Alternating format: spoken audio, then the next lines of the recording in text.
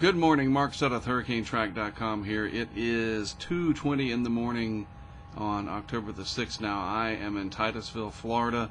I want to say hello. Oftentimes I record these and you don't see me, so I figured this time I'd show you my weary, tired face. Made it all the way down here to Florida, and I will be getting ready to set out equipment later in the day. But first, I wanted to go over what was happening with Hurricane Matthew. I'm going to disappear for the rest of this. Hello and goodbye. So let's focus on what's happening with Matthew. The latest satellite animation, the infrared colorized. There's the eye right in there, right in the middle of this area of deepest convection, headed towards Andros Island. There's Nassau. Needless to say, this area is getting pounded. And then next up, of course, the southeast coast of Florida. How close does this get to major metropolitan areas such as Miami, Fort Lauderdale, Deerfield Beach, and then West Palm Beach up here? Lake Okeechobee, a big factor as well.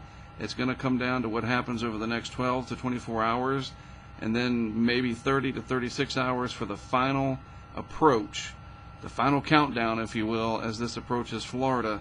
And you notice how this area right here sticks out just a little bit, and that might be enough to catch this as it comes north and maybe inland over portions of southeast Florida.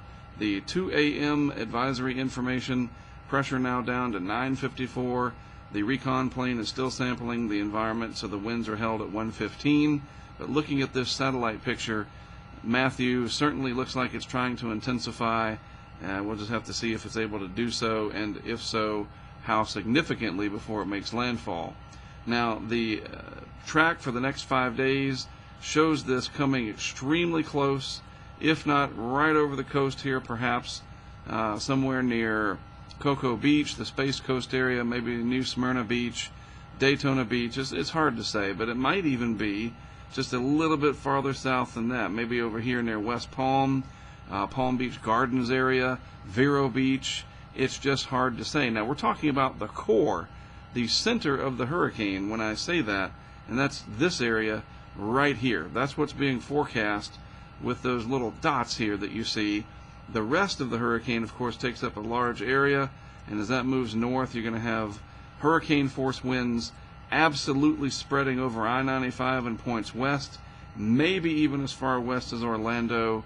Hopefully not. That's kind of stretching it a little bit, but if this comes inland another 30 miles or so from what this is showing, then yes, Orlando could receive hurricane force winds, maybe gusts, especially in those higher buildings. Remember, the higher up in the atmosphere you go, the less friction there is, and some of those tall buildings in Orlando, which is roughly over here, could see hurricane force winds. So then the hurricane watch now extended up into South Carolina, and then along the west coast of Florida, even over to Cedar Key, tropical storm watches. This is an incredible situation, and certainly I don't use that word in the positive sense. This is almost unprecedented to see something potentially this strong, this late in the season, coming at Florida from the Atlantic. Normally we expect October hurricanes to be fierce coming out of the Caribbean, and this did, but it's just coming at a different angle, really. The rainfall threat, luckily most of the ridiculous rainfall amounts will be offshore, and though close to the shoreline and up into the Carolinas, maybe some areas exceeding 7 to 10 inches, so that's going to be a big problem, especially with the wind. I think you're going to see a lot of trees just laying over, especially up here in the Carolinas where the ground has been saturated for so long anyway, and Georgia as well, so that could be a big problem.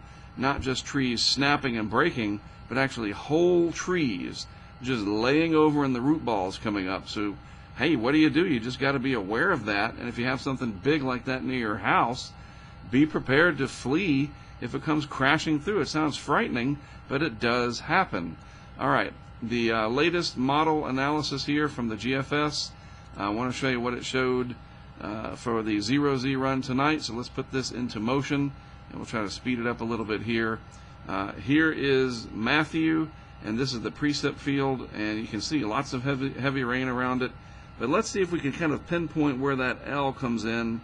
It looks like it just nicks the coast right in here, somewhere near Cape Canaveral.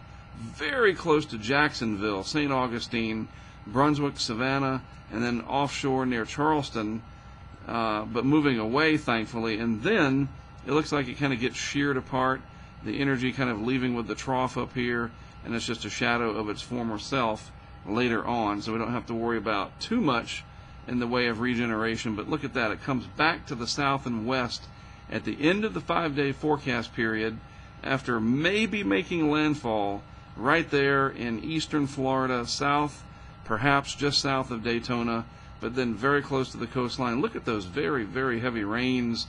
My goodness, spreading up into the Carolinas there. That's excessive. That's a lot of rainfall, and it's interacting with that trough up there is what it's doing. So it's coming, folks. You need to be ready for it, and especially on the southeast coast of Florida, this has the potential to reach Category 4 intensity once again. The Euro just coming out. As I'm recording this, this is the initialization. There it is down in the Bahamas, pretty good initialization. That would be Andros Island right there. And then here, of course, is the southeast coast of Florida. 24 hours later, it looks like it passes right over Andros, and it's very, very close to the center out here. Tightly packed isobars in there. Extremely close to the big cities of West Palm Beach. Like I said, Palm Beach Gardens and areas maybe just south of there. And then the Euro does 24-hour increments on this particular tropicaltidbits.com rendering of it, the publicly available version.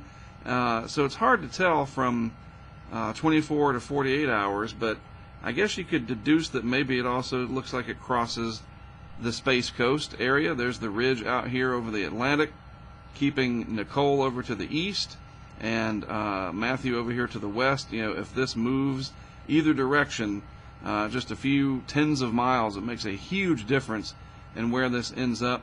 Finally, looking at the Euro here at 48 hours.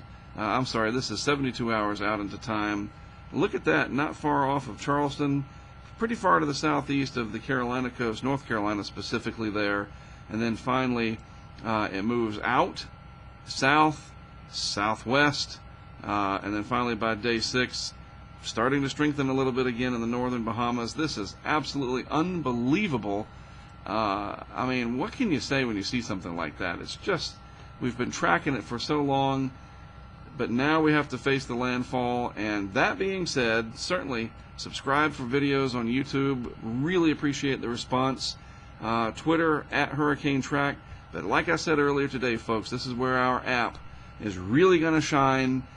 Going to set up weather stations, 2 of them down here in southeast Florida. Live video feeds into the app. The video feeds also go to hurricanetrack.com. Don't want to monetize everything, so to speak, even though the videos do have commercials in them. We don't charge money for about 90% of what we do. But the app is a good investment in our future and a great way to follow along. I'm going to show you some screen grabs from it tomorrow from past events to hopefully get you excited about it. Using this app, you're going to be able to watch the winds go up, the pressure go down right in front of your eyes and showing you the impact. And I'll also be able to post videos, and anything that I post to Twitter also goes to the app. So get it on the App Store and on Google Play, and you can follow along everything that I'm doing down here. I'll be working with Mike Watkins. He and his son are going to come up from southeast Florida, the Miami area roughly, and join me to help out setting up equipment tomorrow. I am going to get some sleep. I desperately need it. It is the biggest threat to my health and safety is sleep deprivation. And other hurricane, quote, chasers, interceptors, whatever you want to call us, will tell you the same thing, that sleep deprivation is your biggest enemy. You want me to go to sleep. So I'm going to get about 6 to 7 hours. Mike Watkins will be posting a blog at hurricanetrack.com. That, of course, feeds to the app instantaneously. And then when I get up in the morning, I will do another video segment around the 11 o'clock Eastern Time hour with the very latest on what's happening with Hurricane Matthew. Until then, hopefully this didn't bother you with the alerts going off that you got a new video on YouTube. If so, hey, it's relevant information, and hopefully you learned something new. I wish I had better news, but what can I say? It's headed for Florida after pounding the Bahamas, and I hope folks are ready. I sincerely do. I am Mark Sudduth in Titusville, Florida for HurricaneTrack.com, and I'll be with you with much more tomorrow.